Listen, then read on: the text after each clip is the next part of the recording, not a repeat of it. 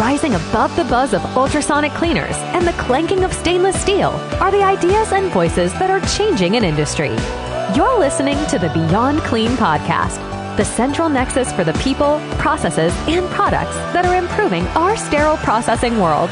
Each week, we speak with frontline technicians, CEOs, engineers, and entrepreneurs with a common goal to help you fight dirty. Every instrument, every time. Whether you are tuning in for education or inspiration, we're glad you did. Now turn on those washers and turn up the volume. It's time to go beyond clean. On this vendor spotlight, we actually are going to take advantage of a conversation that we had as a team here at Beyond Clean with the Aesculap team while we were on site filming an episode of Beyond the Tour, and certainly go to the Beyond Clean YouTube channel to be able to check out the entire episode. But Lindsay Brown, Hank Balch, and myself sat down as a wrap up after we had toured their facilities and had the time to get to know everyone and to just talk about the experience that we had had and everything that we had learned during our visit. So coming up next, we are having a roundtable discussion with Tim Cochran, Kris Comer, Steven Sayer, and Pawel Szczygiel from Aesculap. So stay with us. I think you'll enjoy the conversation very much. And if you enjoy this and you haven't already watched the Beyond the Tour episode, make sure that you head on over to the YouTube channel and check it out.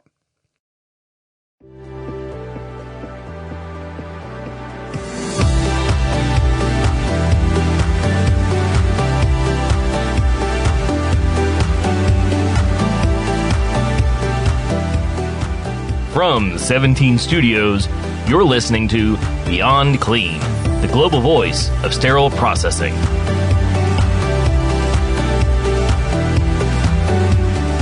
Tim, thanks so much for having our team. You all were great. I mean, what an awesome tour we had today.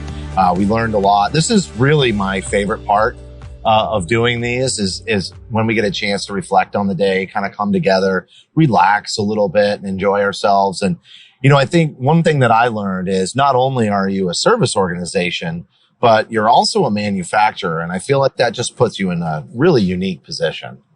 So I definitely want to speak to that piece a little bit because I feel like oftentimes that's the one part that gets missed. From the service side of things, having the ability to reach back out to the roots, to the origins, and in our case, being the OEM, I think makes it that much more unique. We have the access to the technical drawings. We have access to the data. We have access to the R&D, and it makes a huge difference for us on the service side of things. It really goes beyond the what and why, but also what makes instruments the way we know it. What makes stainless steel, for example? How do different alloys mix in from the origins, from making of the instruments standpoint? That's the part that I definitely wanted to drive home because I think it's very important. You know, you have this whole experience with getting a block of steel and then turning it into an instrument, when you were an apprentice. And so I'm assuming that there are some things that are very similar between making a brand new instrument and then repairing an instrument after, it's been in use. Absolutely. I love talking about that story. I've said it so many times. That was the exact experience I have had when I was going through my apprentice program. I remember still today, the first week was basically that I was given a piece of metal block that I was filing on for like weeks straight, right? Kind of comes back to this whole why and what all makes you the expert in what you're doing. So, for example, I was basically learning how to file a straight edge. A lot of people don't even think of it like that, but there's quite some skills that go into those techniques. And it takes time to develop those techniques. And that is what I was learning. So a lot of great stories, a lot of great memories. And I still remember that, and I think that will never go away.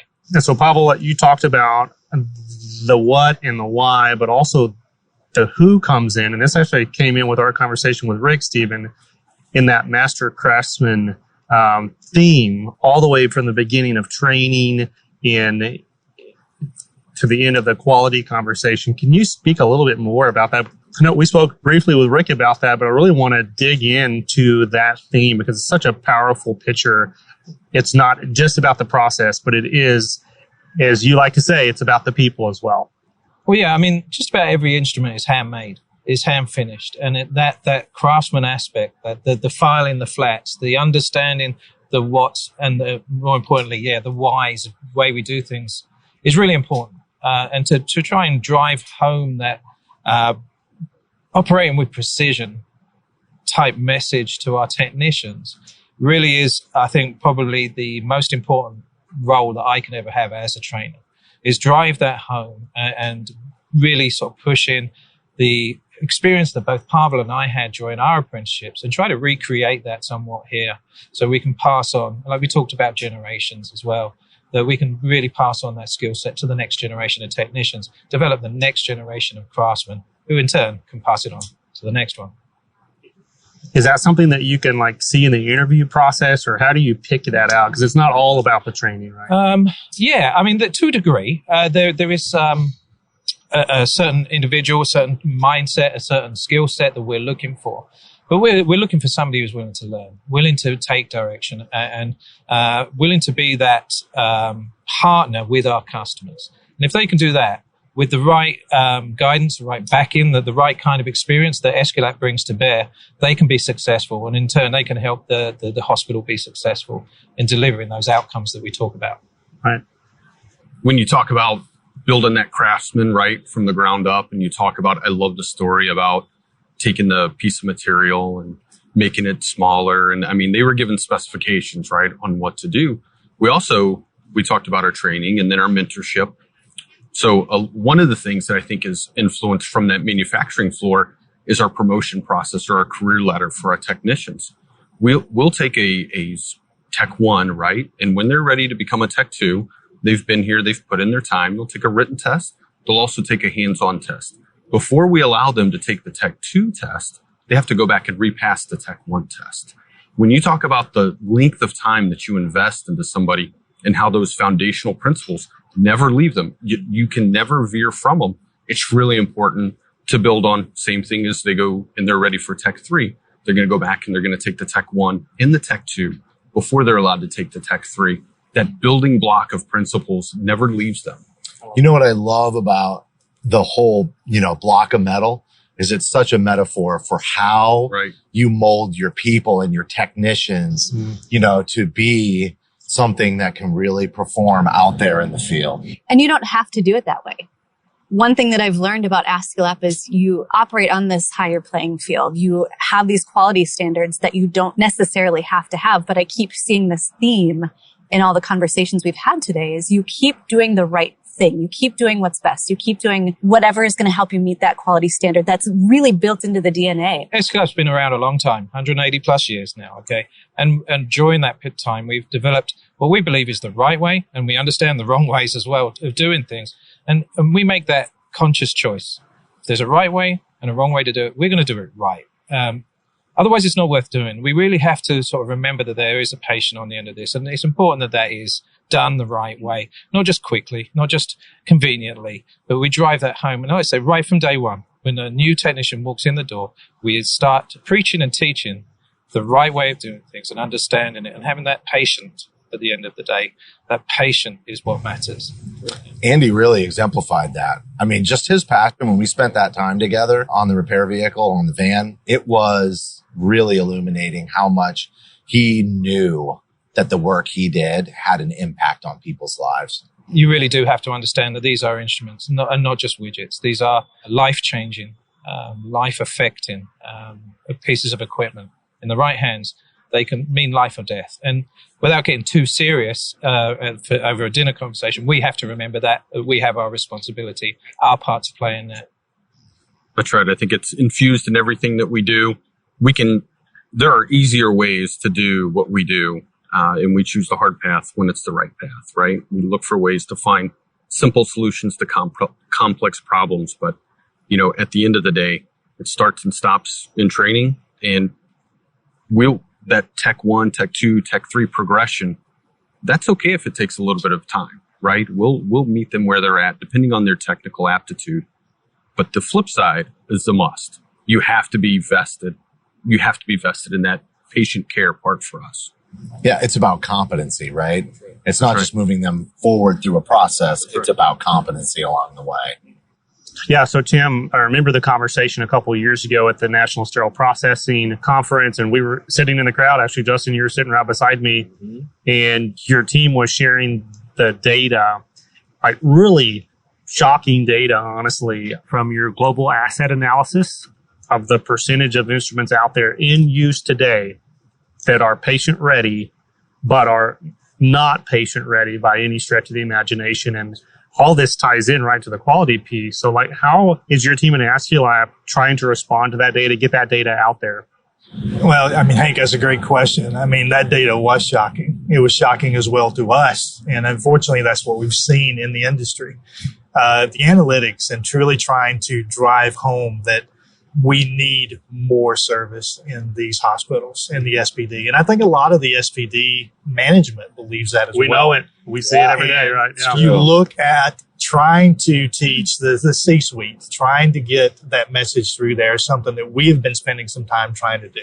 And let the numbers do the talking. This is not about us trying to make more sales. This is about education, educating the staff, letting them know that this is real. And this is something, when you come back to the patient, as we've all talked about, you see the passion that our team members have. It's imperative that we continue to get that message out, that we see this as being, we've got to move forward. We've got to move this industry forward. I remember when they presented the data, and I want to say it was close to 2/3 of the instruments that are going into surgery are in need of repair. Yes. Maybe that's the best way to characterize that. Yes. And that really highlights the need for preventive maintenance. Yeah, the data showed us, I mean, that the sets we were pulling were sets that were basically on the shelf, ready to go to the OR. Right. And it was less than 50% of those instruments were ready for the surgery. Yeah, that's where Andy, for example, and the other field technicians like him really come into play, is because they can offer that on-site preventative maintenance to inspect and repair the instruments that need repair, but primarily inspect, I'd say, so that we are identifying issues before they get to the OR. So we're not using the operating room as our quality control for surgical instruments. Great point. Yeah, the patient shouldn't be the test material. I want to add something else to it, because I think it's also very important, is the educational piece, right? We have talked about that and kind of tying it back together, things we just said. Talked about when it comes to instrumentation, when it comes to the knowledge with the technicians that we have who have the expertise and the years of experience working with medical devices, but then taking that and transforming that over to the actual doing when the technician's at the hospital side and he or she then talks to the customer. I'm going to use an example. Maybe the device is beyond its life because the working end broke off or is fractured or something like that. The technician is obviously going to be able to recognize that, but how do we then help tell that story to the customer so they can understand it, right? Because we've lived through that. We've seen different situations in the past. There are times when SPD folks, for example, might have questions or they're questioning, why was this instrument put beyond repair? So again, having that knowledge to be able to explain what's occurring, what's taking place, why we have made that decision to say, this instrument is beyond repairable, I think is critical. Again, it comes back to the educational piece. Yeah, it's a fair call out. When you look at the day in the life of a technician like Andy, a big part of his day is going to be in the repairs, but the other part is going to be in communication with sterile processing and anybody else, right, on either misuse and abuse or care and handling, or just it's reached its useful life. Because your technicians are so thoroughly trained, and because the foundation is set with quality, with precision, with craftsmanship, really at that entry level, from my perspective, it seems like that would position your repair techs as a very important sort of liaison between the sterile processing team and the other people in the hospital setting that can support them from a budgetary perspective to fix those startling problems. Yeah, we really feel like it does. And you know, we talk about the repair techs, but we've got a whole staff of individuals that support the SPD. And to us, that's where the team as a team and working together with the staff form that partnership and bring the data to them. You know, and we would ask our accountants, hold us accountable, ask for the information, make us do a business review with you. I would recommend that to any SPD, whether it's us or someone else doing the service. To me, that's imperative to be able to get the numbers to them, show them how we're improving the process, or if we're not. We want to be accountable for what we're doing. And I think that's what we see in these guys. You look at an Andy. We've got a lot of other techs out there like Andy that are basically taking this personal and truly trying to drive that quality message back to the SPD and say, hey, guys, these need to come out. These can stay in. Hey, these are getting close. Let's have that two-way communication and educate. To me, that's imperative. Those business reviews are so I knew key. it. I knew you were going to. You knew I was going to jump on that. I'm a big believer in business reviews. Right. That's the area where you get the communication. And one of the conversations I had with Andy was, who's in those business reviews? And what I thought was really unique is the sales rep isn't the leader of the business reviews. It's the repair technician that is the leader of the business reviews, and the salesperson comes along. And I've seen a lot where the sales rep coordinates the business reviews, but what the account wants to hear is they want to hear from the technician that's actually servicing the equipment. And they trust those people because they're there every, week or every month, whatever that cadence is. You mentioned customer, and I think the word that we like to use is partner. We want to partner with the SPD. We want to be a partner. And it's a two-way street to have that partnership. And to us, the technicians are the ones seeing the instruments on a daily basis. They know the condition.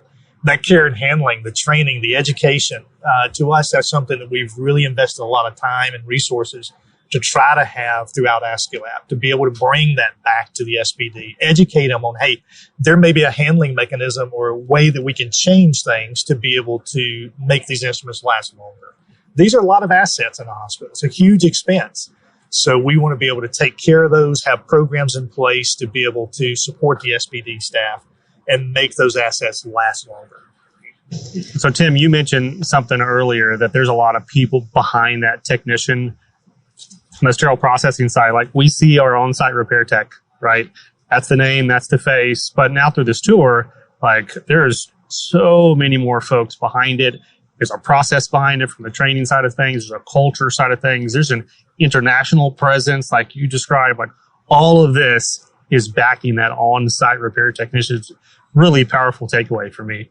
Absolutely. And if you look at the passion these guys have, we are not just one person doing a job. We are a team.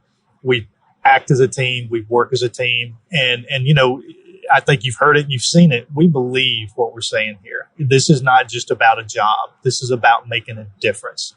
And to me, that's what keeps me coming to work every single day and living through some of the things you live through, just to be able to get out there and try to change this industry for the better and really make a difference for the patients. That's what it's about. Stephen, when we talk about training and education, we have somebody in common who would absolutely love not only the whole conversation we've had today, but specifically training and education, and that's Bob Mars. He obviously left a legacy with Aesculap, and he had a great impact on Beyond Clean as well. And I just wondered if you wanted to add some thoughts about Bob. Do I think Bob is probably one of the coolest geeks I ever met. I have a tendency to get in the weeds sometimes when it comes to this sort of thing, but he would be right there with me. I remember one time we were working together in Boston, I believe it was. We were doing an instrument scan in a hospital. This is before the SAMs group really came up and running. He was really at the forefront of that. And we were going through instruments, doing that sort of inspection of how their instrument fleet was really weathering the storm, as it were. And then all of a sudden, we came across this instrument, had a Yetta and Shearer hand stamping on it. Now, Yetta and Shearer is where Aesculap's DNA, its roots come from. So this instrument that we found in an active set in Boston was somewhere at that point a region of 100 years old, and it was still in working condition, still being used. And we're just jumping around there, and all the SPD staff that we're working with and everything are just looking at us like we're a couple of lunatics. But it was fantastic. They were gracious enough to let us take that away with us, and we kept that as a prize for a while on display. It was really cool. Yeah. Really what that speaks to me is the instrument was made well and also maintained well. To still be in service after 100 years, they're doing something right there. Talk about the ability to operate with greater precision. That instrument was around for 100 years, and that speaks volumes to the quality of the manufacturing of that instrument. Yeah, it really does kind of touch on the legacy of Aesculap and the instrument manufacturing. And also the partnership, right? The partnership with the hospital to maintain that set for so long, that instrument for so long, really leads to great patient care. Yeah, I just want to echo that. Everything that we've learned today really echoes what you just said. It's the quality of the manufacturing, it's partnerships with hospitals, and that's really what equals patient safety.